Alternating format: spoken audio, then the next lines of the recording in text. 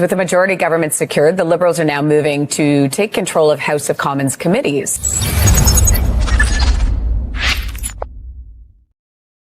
It didn't take long for the Liberals to take advantage of their majority. In breaking story, Governor House Leader Steven MacKinnon just tabled a motion to change the composition of the House committees.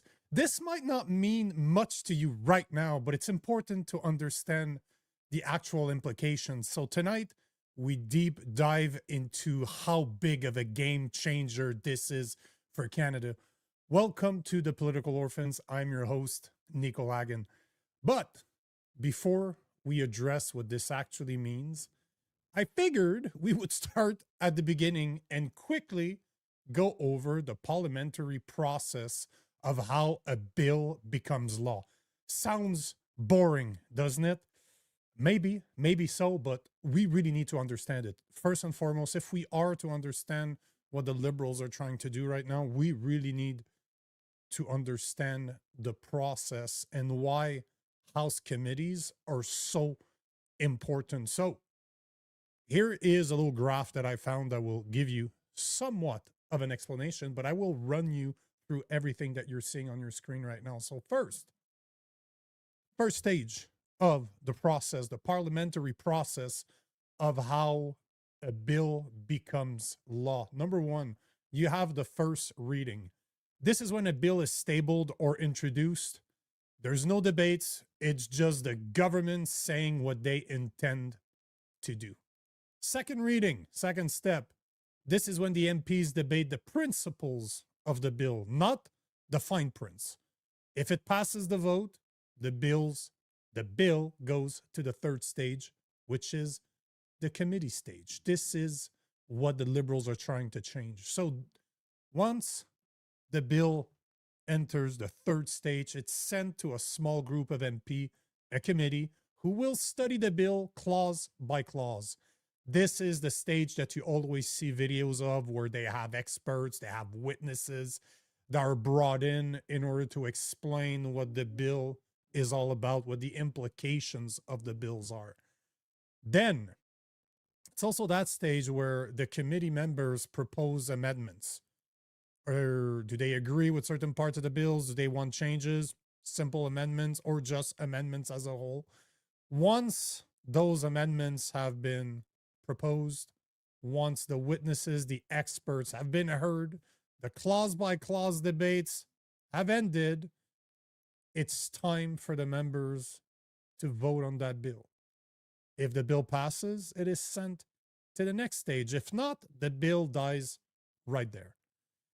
This part, step number 3, the committee stage, is often regarded as the most important step of the whole parliamentary process, as this is where the real check on the majority government takes place. This is where bad legislation can be slowed down, exposed, and amended, just like the Conservative were doing with Bill C9. I think the bill was tabled somewhere in September, like September 20th, if my memory serves me right. And until a couple of weeks ago, it was still debated in committee. And that's how it should be. That's the whole point of committee, is to keep the bad bills in discussion, exposed, and try to either get them amended or completely thrown out. So if the bill goes through the committee stage, it is voted on and it is approved, then it goes to the fourth stage, the report stage. This is where the committee reports back to the full House of Commons with the proposed amendments, if there were any. MPs can debate and vote on those amendments, but that's not the final vote. If that vote passes, it goes to the next stage where it is finally voted on.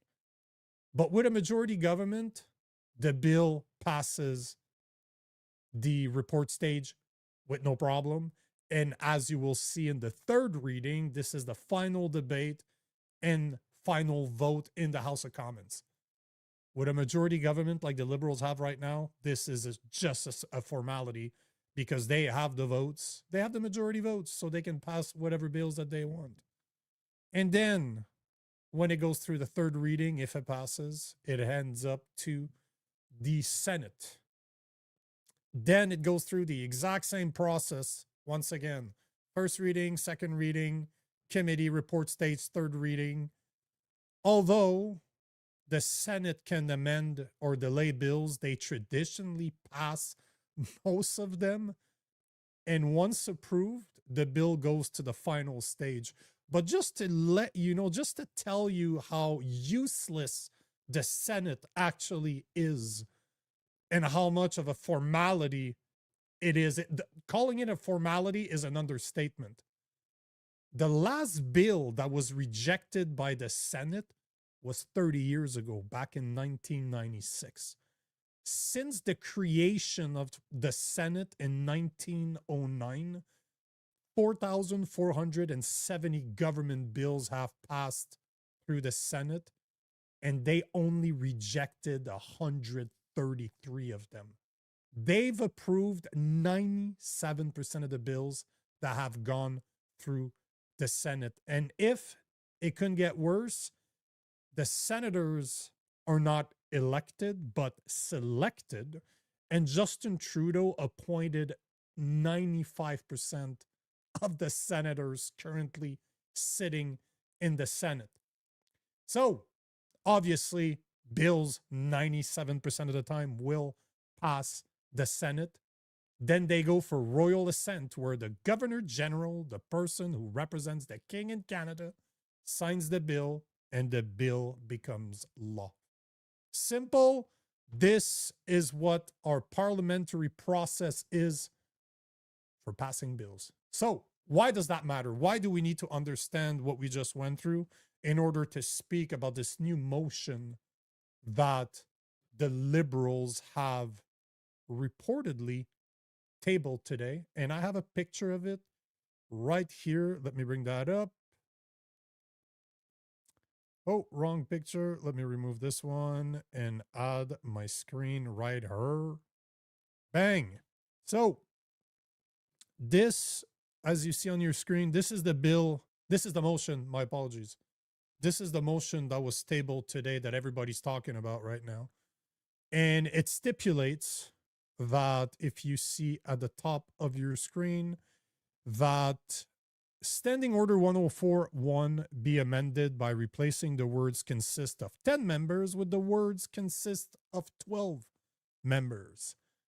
What that means is that back in June last year, when the Liberals were elected, or after they were elected, because Carney was selected back in April, but the Liberal government agreed to give the Conservatives as many members as they had in committee.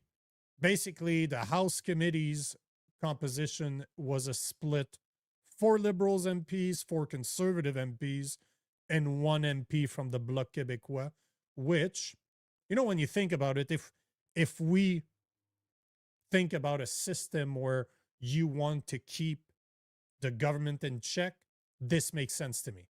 4 Liberals, 4 MPs from the government, 4 MPs from the opposition, and 1 MP from a party that neither belonged to, so that they can split the vote. If they have concerns, you have to convince that 9th person to do something about it, to just split the vote.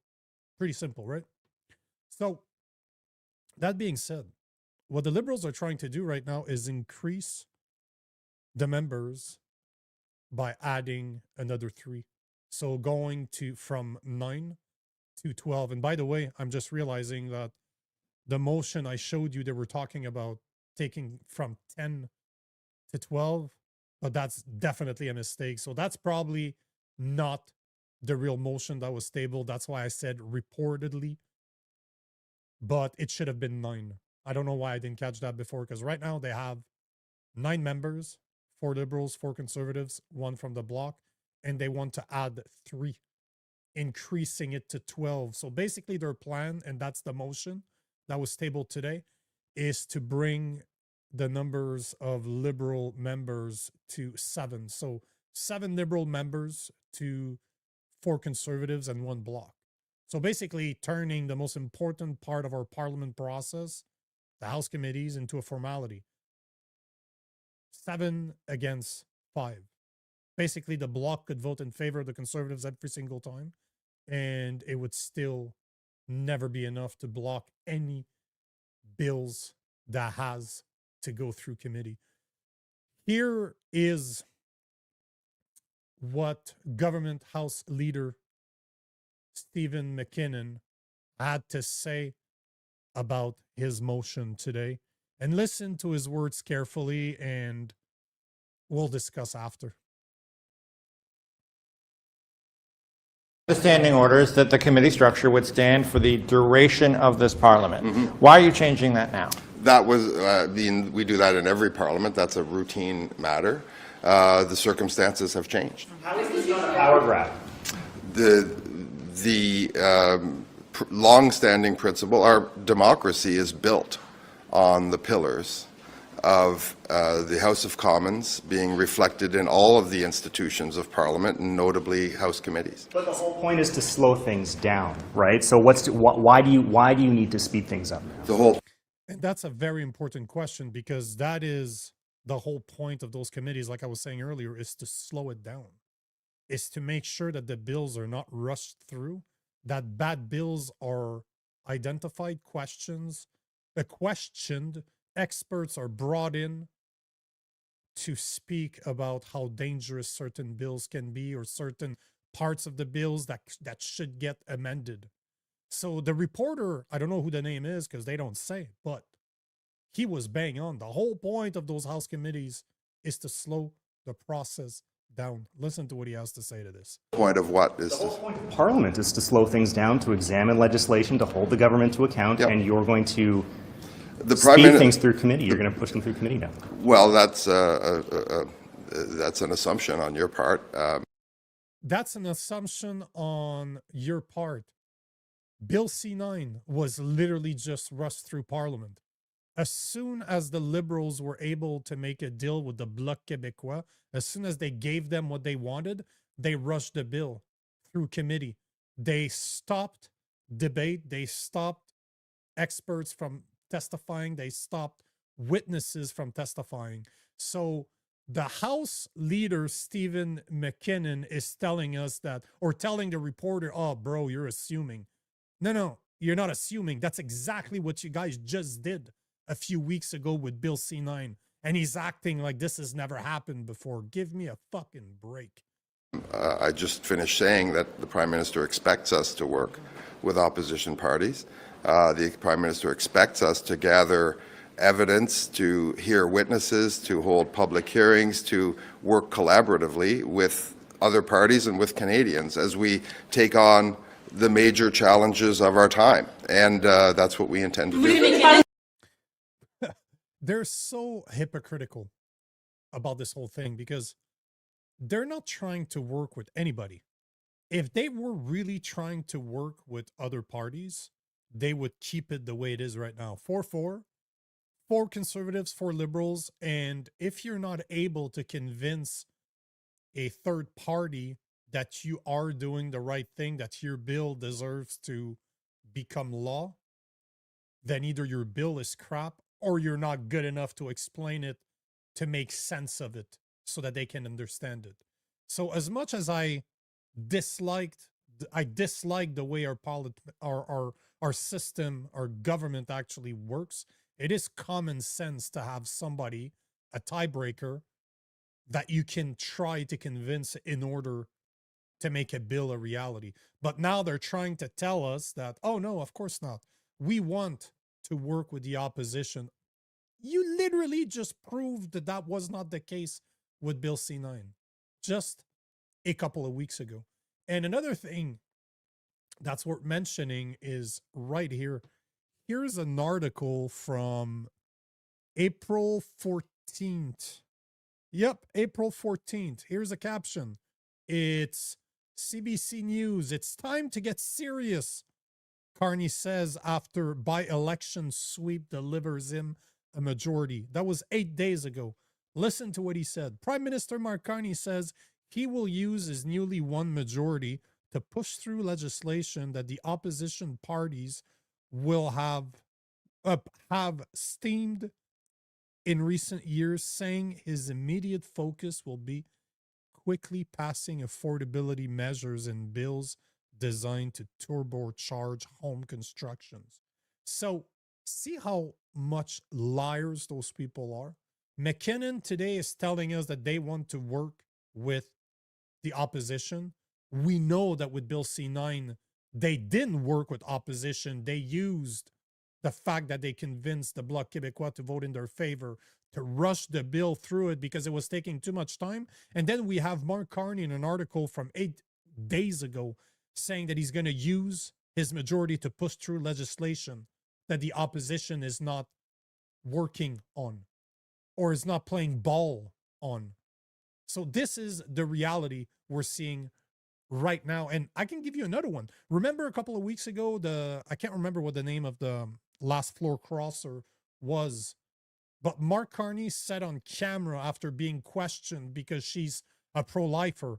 She is somebody that doesn't believe in abortion, and she's joining a party, not saying that the conservatives are against abortion. That's not what I'm saying, because Pierre Poilievre was very clear about this, that he is pro-choice. He's made that very clear during the last campaign.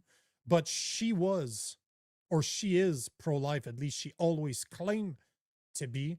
And when Mark Carney was questioned as to what should she vote on bills or legislation that went against what she believed in, let's say anti-abortion, he said to the public, and I'm paraphrasing here, that Liberal MPs vote for what the party wants, in favor of the party. So everything MacKinnon is saying is a lie.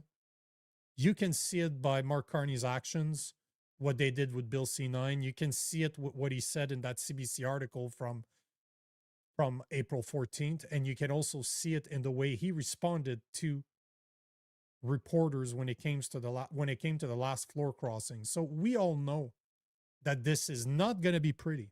What's coming is going to be very interesting, to say the least, because right now the Liberals have a majority that they were not elected for. Canadians did not elect this Liberal government in a majority. They elected them in a minority government. And don't believe what the lies of mainstream media are telling you, that Mark Carney won his majority in the by-elections from just under 2 weeks ago, because they already had all those seats. Those 3 ridings were already Liberals, yet they had a minority government. They won their majority with 5 floor crossings. 4 for the Conservative Party, 1 from the NDP. So they were not elected to have a majority. They gained a majority through backroom deals. And that's the fact. It's not a coincidence that those MPs got raises and got better jobs as soon as they crossed over to the Liberal. That's not a coincidence. Obviously, they were bought off. That's pretty clear. But not only is it the first time in Canadian history that a government forms a majority through floor crossings, but now the Liberals, Mark Carney's Liberals, is the first government in Canadian history to change the composition of the House committees during their parliament. This has never never been done before. So we can expect the motion to be voted on in the House of Commons in the upcoming days, because it was tabled today. But since the Liberals have a majority government, this motion will pass as just a formality. So you can expect Bill C2, C8, C12, C16, C22, C25 to be rushed through just like they did with Bill C9 and become law shortly. And we don't know what other bills they have in mind, what other bills the Liberals are planning right now, like a new Bill C63, a new Online Harms Act containing a social media ban. Because that might be what we're looking at right now. Because I've called it out a few weeks ago on this show, and I'm ready to bet everything that the new version of Bill C63 will have a social media ban. That's the next one that they're gonna be tabling, and it's gonna be tabled soon. As soon as that motion is passed through, as soon as they can change the committees, they can change the composition of those committees, they're gonna start rushing those bills through. So this is where we're at. You know the expression that says you can vote communism in, but you'll have to fight to get it out? This is pretty much what we're looking at right now.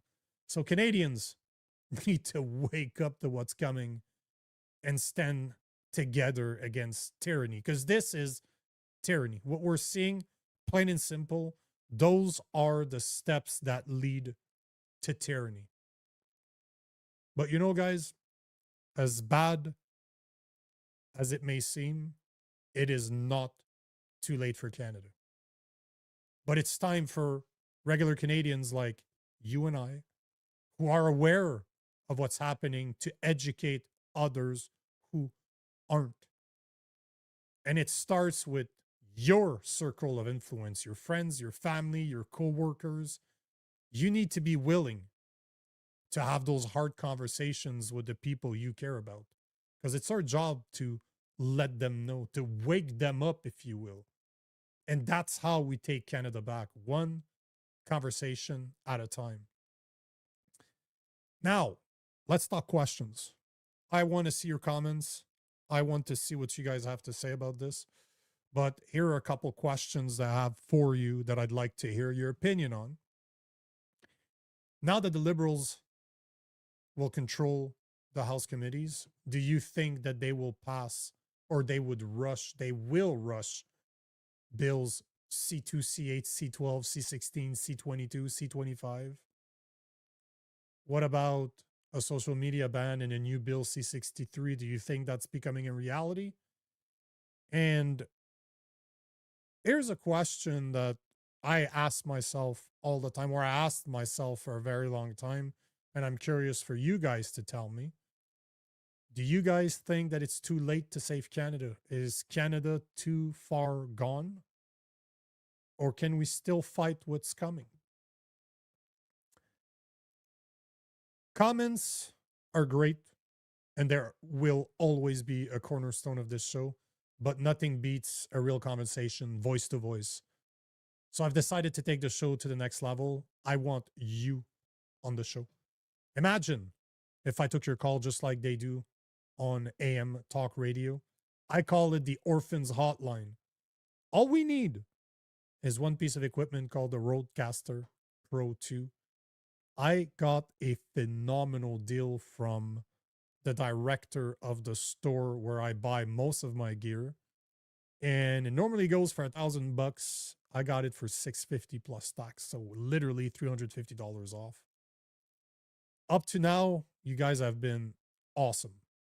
You've given $600 over the past week. We are only $150 off our target to buy this Rodecaster Pro 2, which will allow me to take your calls live on the show, but we have 8 days to do it. We have 8 days till the end of the month. So I still need your support. $10, $20, $50, $100, $150. Let's close it right there. Everything helps. So if you want to be part of this, go to thepoliticalorphans.com. Click on the menu at the top right if you're on your cell phone. If you're on your laptop, look for the top right where it says the Orphans Hotline. And let's make the Orphans Hotline a reality. So, before I look at your questions, I will ask the question.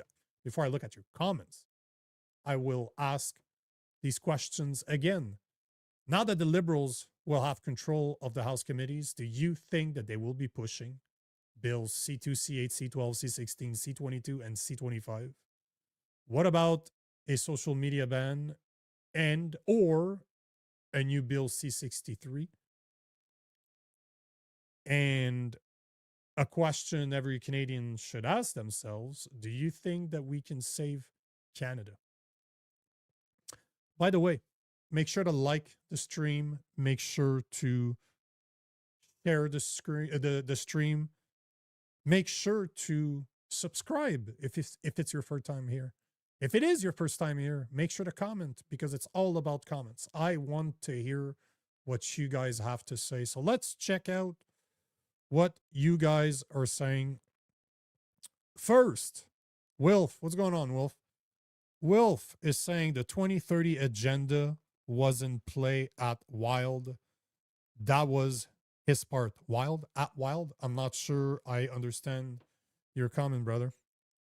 I am not sure I understand, but I do agree that 2030, the agenda 2030 is in full steam ahead. We're seeing it right now. We are seeing the precursor to digital ID, digital wallets, 15-minute cities, all done through the climate change hoax. We see it. It's right there. It's just a matter of opening up your eyes and realizing that it's there. And as I said before, it's our job to educate others if they don't see what is going on. Jeff Anderson saying, look up Clyde Do Something. He did an episode with Truth Seeker. Dear God, I laughed my ass off. All three were half cut, but fuck was it good. I've never recorded with Clyde Do Something. I know the guy, but I've never recorded with him. I've recorded with Truth Seeker a few times on some Saturday night mashups. She is a wild woman. God damn, she is a wild woman. What a foul mouth she has. But she's entertaining as hell, and she actually knows her stuff. Like, she's very, very informed about what goes on. Yeah, I like her. I've always liked her. Like I said, I've recorded with her. So, yeah, I absolutely know what's going on there. Oh, you know what, Wilf? Let's address this, because I just realized that I never addressed this. I didn't prepare. I didn't prepare for this. I should have. I kind of didn't talk about it, but Wilf is asking, is Rob coming back? That's not the plan for him to come back. Let's say that I don't want to get too personal. It's not my place to speak about his life, but Rob works a lot outside of this, and it was hard to do everything. So we decided to go our separate ways, I guess would be the best way to do it. So that's why you saw the show change quite a bit. Since Rob left, I have a very, very different idea when it comes to the show, and I've been remodeling it to fit that vision that I have. I'm really pushing, guys, all the content that I create is to try to help Canada. I really want to educate from the bottom of my heart. I want to educate people. I want to wake people up. I want to fight what's coming. I want to do my part to change the path Canada's on. And yeah, it's just, I'm not saying that it wasn't working between Rob and I, because clearly you guys could see the chemistry here. But yeah, we decided to walk our separate ways. So here we are. You can reach out to him at the Heretic Liberal on X. And if he wants to share more about what's going on, I will let him do that, because it's not my place to tell his story. I'll let him. He's a big boy. He can explain himself.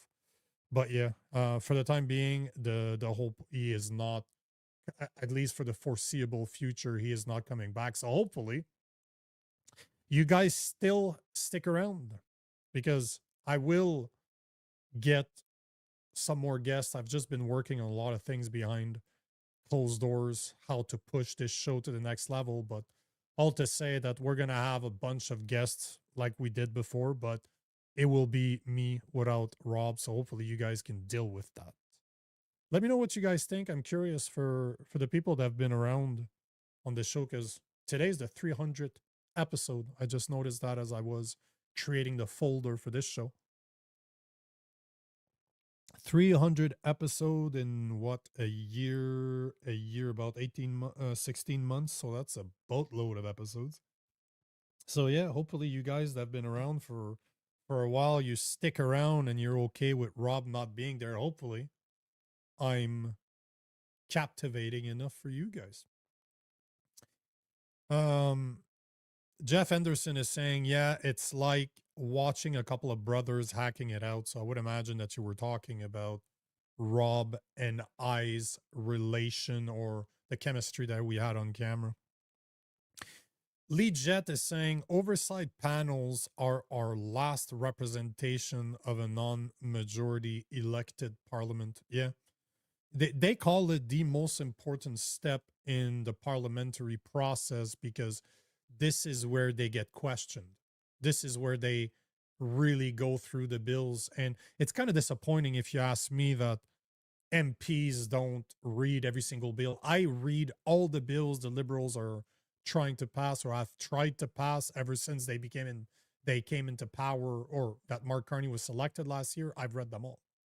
I don't understand how an MP that works for us is not reading all those bills one by one, just the way. If I can do it, they definitely can do it. So you're absolutely right, Lee. It is the last check and balance of our whole process. And now it's going to be completely hijacked, and whatever bills they want are going to be pushed through. Prairie is saying that my mic is a bit low. Is it? I lowered it yesterday because I found it to be way too high. So hold on. There you go. I just raised it 10%. So let me know if it's enough. If not, I'll adapt. It's very easy to change.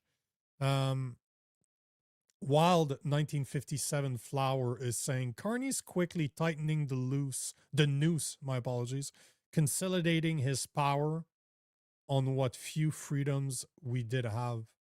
That's exactly how it looks like. I agree with you 1,000%. He is doing everything that he can to control every single aspect of Parliament. I even saw something.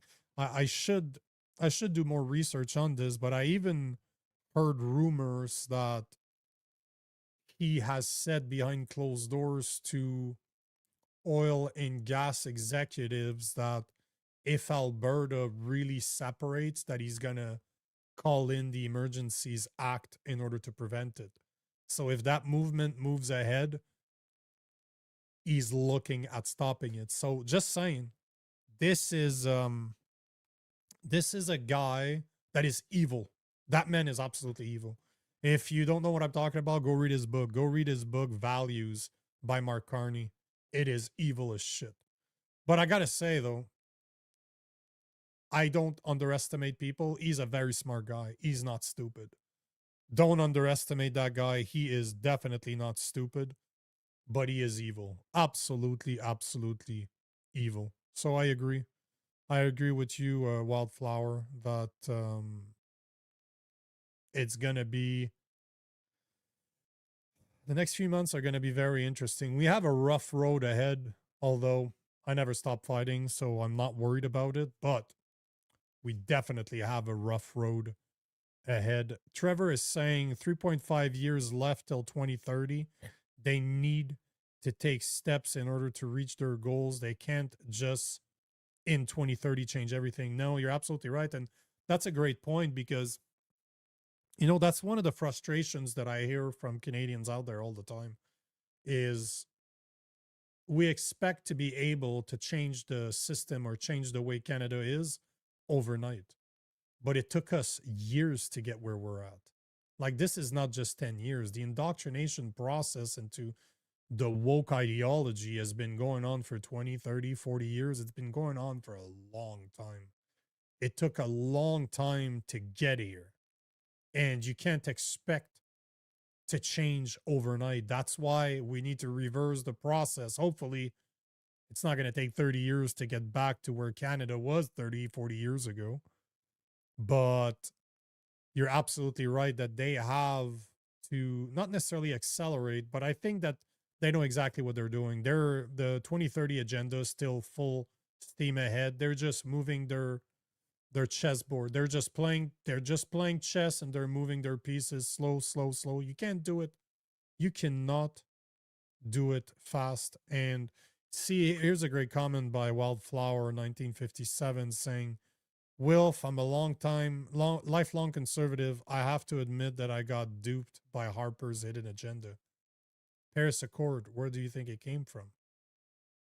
It's not the Liberals.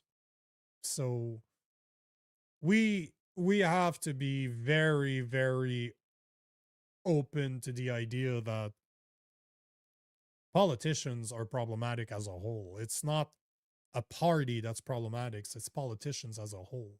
It is the minute minority of politicians that are trustworthy, and there's not a lot of them out there.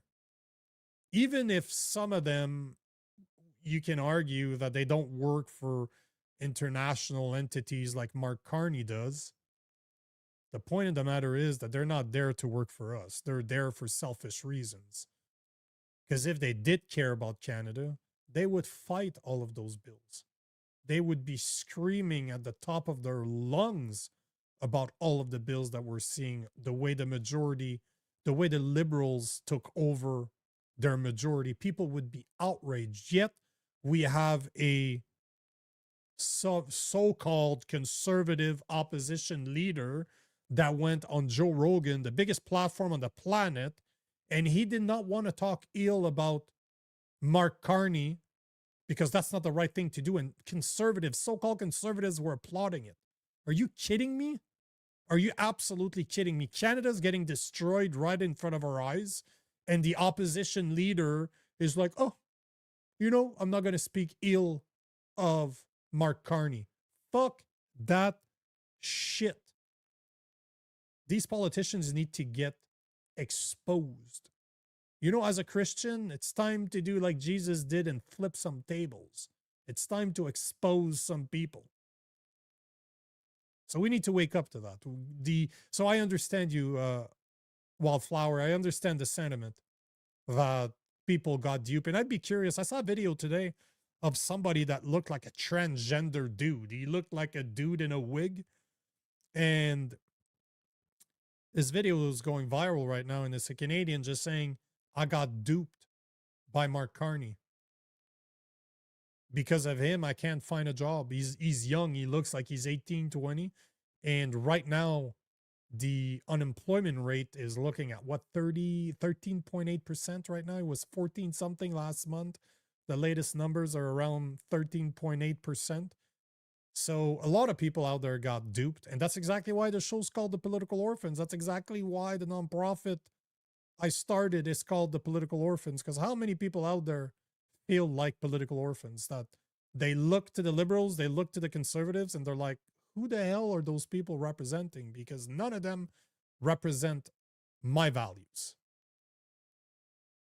So there's a lot of the political orphans out there, and that's the whole point. That is the whole point. Beric Turd, that's an interesting name. Beric Third is saying, independent AB looking better every day. I don't know if you heard what I said, but behind closed doors, that's reported, supposedly. Mark Carney said would never let it happen, and he would call on the Emergencies Act to make it happen. And not only that, but even if independence actually happened in Alberta, and I hope you guys get it. I'm all in favor of the independence. I get it. I understand why you guys want to separate. I fully get it. But your fight is just going to be beginning, because you have a premier in Danielle Smith that believes in digital IDs, that believes in digital wallets. She's already started it. It's already available in your province. So yes, I hope you guys get it, but this is not your end all solution. It is just the start of your fight. You're going to have to replace a lot of people that are running that province right now. Trevor is saying, oh, there we go. Trevor is saying they need to shut the information down. Too much out there. Too many people noticing now. Well, I'm not disagreeing with you. They definitely seem to be doing everything possible in order to prevent people from waking up, but that's why we need to wake up. That's why we need to wake up even more people. Because again, I've said this before and I'm going to say it again. Dr. Greer, a guy that I really like. Yes, he's a ufologist, but I'm a big conspiracy theorist too. So love the guy, but he has this idea that with 10% of people, if 10% of a population can change, they will influence the other 90. And I love that idea. I love that idea. And I think that's true. I think it 100% makes sense. Cindy Melnick is saying, yep, and now they want to shut down CPAC, so we will never see what is going on in the House or in committee. Yeah, I've heard about that. I don't know if that's actually true. I've heard about it. I should research it because I don't like to speak about things I did not research first. But I don't know if that's true or not. That would be... I can't say that I would be that surprised if that was the case. But I've heard of it. I've heard those rumors. Let's see. Well, Sheridan Forbes is bang on this one. More inflation, high taxes, and crumbling infrastructure is Canada's future. Prepare accordingly. It's definitely not an easy road ahead, and with CUSMA being the CUSMA limit for the renegotiation being July 1st, and it seems by the report that we're hearing from the US right now that Carney's team has not been negotiating with them over the past 5 months. And Carney keeps on talking about how not only is our relationship with the US dead, but it's a weakness of ours. This is absolutely insane.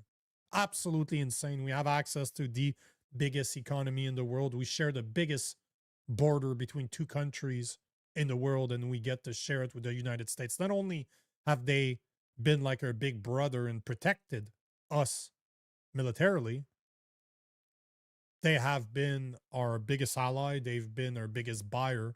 Over 75% of our exports end up in the US. Our CUSMA, the part of CUSMA between Canada and the US, is worth like $1.3 trillion a year.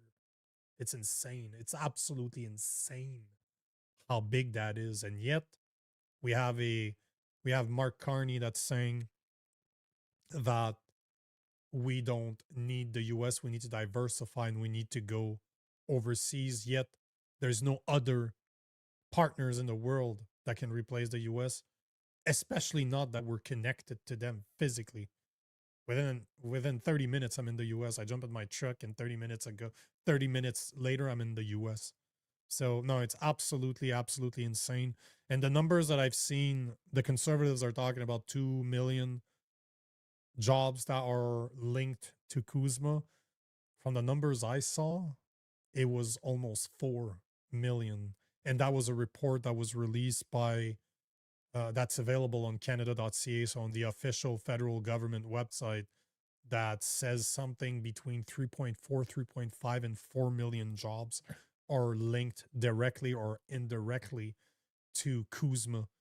That is a lot of Canadian workers, considering that as per the last number, we are looking at 19 million people work right now in Canada. Like, Canadian workforce is about 19 million. It was something crazy, like 1 out of 5 or 1 out of 6 Canadian is working directly or indirectly with the US. Like, the CUSMA is their job. 1 out of 5 or 1 out of 6 Canadians' job is dependent on Kuzma. So this is definitely not a small deal, and you know that it's done on purpose. This is controlled destruction that we're seeing here. As I said from the get-go, as soon as I heard Carney was being proposed to be the next leader of the Liberals, I knew right away that he was here to finish what Trudeau started. Danos, what's going on, bro? Danos is saying, Nico, get a press pass and let them have it. I would give anything to see the look on their faces to your reactions to their answers. Hey, man. This is an invitation that I would take right now. And I do have a press pass. Like, if you see that right there, I have a press pass right there. But you need to apply for a specific one to be in the House of Commons, and they would never allow this. One simple Google of my name, and they will know exactly what I stand for. And that goes for both sides of the aisle, right? The Liberals don't like me. The Conservatives don't like me. I think the Conservatives probably dislike me more than the Liberals because I have the audacity to say that I'm a real conservative and they're not. So, you know, when you have so-called independent journalists that get passes to go to Parliament, ask yourself some questions.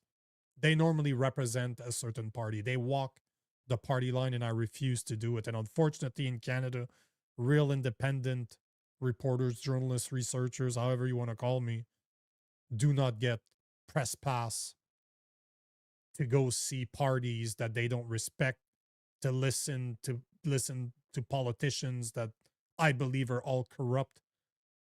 So yeah, no, it's not gonna happen. But man, Danos, I would take that today. I'd go without a question. I would love to do it. It's just never going to happen. Oh, yeah, there you go, Trevor. They would never give Nico a press pass. No. And the thing is, man, I wear a suit for 12 years and I promised myself I will never do it again.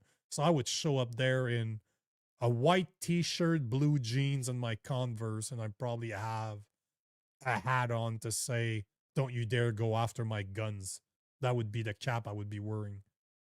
And, you know, it doesn't translate on camera, but I'm like 6'1", 6'2", 230, 240, and I'm covered in tattoos. Literally, like I have a suit under my clothes. So yeah, no, they would never happen. It would never happen. And I'm a loud mouth. I think you guys can tell. I am not worried about my words. I'm not worried about them at all. But yeah, man, Danos again is saying, I know, but just to see their faces to answer a guy like Nico, though, priceless. They would never do it. They would never do it. I literally make millions of views on all social media platforms every month, yet no politicians, even if they're small, will touch me. Why do you think that is? Because they know I would ask them the hard questions, and I really don't care to expose them for the frauds that they are. So of course they don't want me close. They do not want me close. Trevor Trevor's asking, did you fire Rob? No, I didn't. No, I didn't. No, not at all. No, we started this together. So we started recording the show together. Like I said, 300 episodes ago. So for him, maybe 285, 288 episodes. But no. No, it was nothing. It was nothing like that. It was just, I don't think it, again, I don't want to talk about his personal life, but I can tell you that it was not me firing him. It was a mutual breakup. As ridiculous as that might sound, it was actually very amicable. And yeah, reach out to him. He still posts. I still see his post on X. The heretical liberal on X. I'm sure he'll answer you. I want to take this one from Wilf because this is something that I was one of the only ones to speak about this out loud when it first happened. Because again, I'm that crazy person that looks at CPAC, that will look at votes. And Wilf is absolutely right. The Conservative Party of Canada did nothing on November 7th other than walk the censorship bills into our house. And if you don't understand what Wilf is saying by this is on November 7, 2025, the Bloc Québécois proposed amendments to the Liberal budget. If a Liberal budget does not pass, or sorry, if a budget, my apologies, if a government in power's budget does not pass, this triggers an election. It's like a vote of non-confidence, and this will cause an election. This will automatically trigger an election. And on November 7th, 2025, the Bloc Québécois introduced amendments to the Liberal budget, and the Liberals had a minority.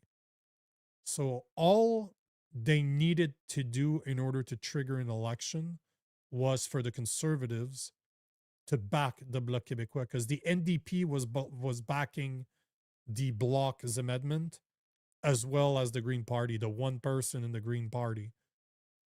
That was enough to beat the Liberal budget, thus triggering an election. Yet the Conservative voted in favor of the Liberal budget and against the Bloc Québécois amendments. Yet the week after, when they had the final vote, they were all acting like, oh, we're standing up to this to this terrible budget. We're standing up to this. We're saying no. But by then, the Liberals had made a deal with the Bloc, and it had to do with Bill C-9. They basically made a deal with the Liberals saying, with the Bloc, the Liberals made a deal with the Bloc saying that if you vote in favor of this budget, if you pass this budget, we will give you what you want for Bill C-9. And that was the protection for religious speech. That's why it was removed from, well, sorry, it was added to Bill C-9 to say that religious texts like the Bible do not get protection from hate speech anymore. So that is what Wilf is saying. And the last part, other than walk the censorship bills onto our house, if Parliament is, it's not dismissed. I'm drawing a blank right now. There's a term for it. I just can't remember what the exact term is. It's not dismantled, dissolved. I think is dissolved. If the Parliament is dissolved, as in a vote of non-confidence, when the majority vote against a budget, any bill that was tabled at that point, that was in motion, like we said earlier, that was either first, second, third reading report that hadn't been final voted on, gets thrown away. So the Liberals would have had to start again. And if you don't remember that period, try to remember Pierre Poilievre going everywhere, talking to mainstream media, talking on his platform, saying, we need an affordable budget, not an expensive election. He never wanted to trigger an election. Now, we can argue until we're blue in the face to say, either like me, that you think that the Liberals and the Conservatives are the same party, that it doesn't really matter. The only difference between both of them is the color of their background. One's red, the other one's blue, but they have the exact same agenda. But you don't even need to go that far. You could simply say that Pierre Poilievre was so not confident into winning an election that he didn't even trigger it. And it's his fault and his party's fault if we're in the mess that we're in right now. Because now, because of them, because of their stupidity, or again, that was the plan, or they're stupid, whatever, which one you want to choose, they are responsible for the mess in which we find ourselves in right now, because they had the power to trigger another election. And I've been saying it from the get-go. I've been saying it since November that they would somehow get their majority. And if I remember correctly, Chris d'Entremont, the first guy that crossed the floor, did it in November last year. We've had 5 of them in just over 5 months. So they were already working on their majority back then. And I was talking about how they missed the opportunity to kick that government out. Let's see. We have time for a couple of more comments. Let me go back to the bottom because, man, there's a lot of comments. Let's try to see if I can get a comment from somebody I haven't heard of today. Keenan Andrews 3692 is saying YouTube Oracle film The Agenda. What is that? Is that a documentary? I'm just going to Google it right now. Oracle film The Agenda. Oh yeah, it is. Okay, cool. I'm gonna have to check it out. Cool. Thanks for the suggestion, man. I'm always looking for great documentary. Yeah, yeah. Jack Wanson is saying, "Not my king, not my PM." Yeah, I agree with you 1,000%. 1,000%. Unfortunately, we are stuck with them, but it's not too late. We can definitely fight this. We just need to organize. At the end of the day, that's all we need to do, and we're working on it. I got a good plan with my co-founder, Payman Ascari, on how to take Canada back one community at a time, but it starts with one conversation at a time. And Sheridan Forbes is saying Smith can be replaced. Yeah, 100%. I'm not saying that she couldn't. I wasn't implying that she couldn't. I'm just saying I was simply implying that the fight is just starting for Alberta independence. Even if you guys do in October are able to vote in a referendum and it is a positive thing for you guys, and I hope it does happen to you. It does happen for you guys. You have a lot of work to do. You definitely have a lot of work to do. Man, there are so many great comments. I'm definitely happy. You guys, out of curiosity for you guys out there, do you like this new format where I'm really taking comments like 30 minutes of the show? Like half of the show, I'm talking to you guys. I'm just not shooting this shit because I'm always going to do deep dives. I'm always going to try to get great guests on the show. But the whole point, and even for the shows with a guest, and we're going to have a guest on Sunday, by the way, retired veteran, old JTF2 buddy of mine, Randy Turner, has been on the show a few times, is going to come on the show on Sunday, 7 p.m. Eastern time, to speak about the new rules that the Canadian Armed Forces are putting into place where they're accepting permanent residents that don't even speak French or English. So we're going to have a very interesting show on Sunday. But the reason I was bringing this up is, do you guys enjoy the interaction, like the 30 minutes of me taking your comments? Soon we're going to be taking your calls.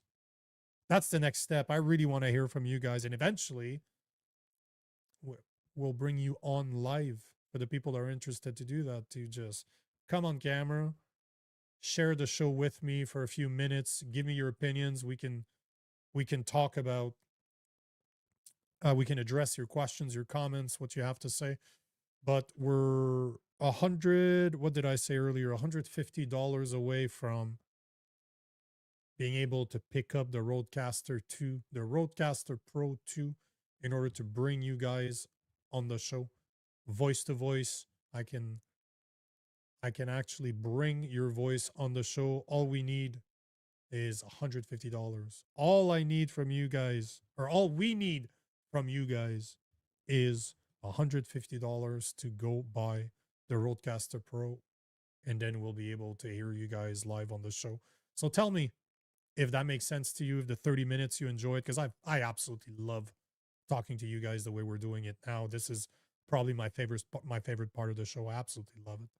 So I can't wait to hear you guys. So if you want to participate in this, go to thepoliticalorphans.com. Top right, there's a menu, the Orphans Hotline. Click on that and let's make the Orphans Hotline a reality. On that note, guys, we're a couple minutes over. There was just so many great comments for me not to take. So hopefully you guys enjoyed it.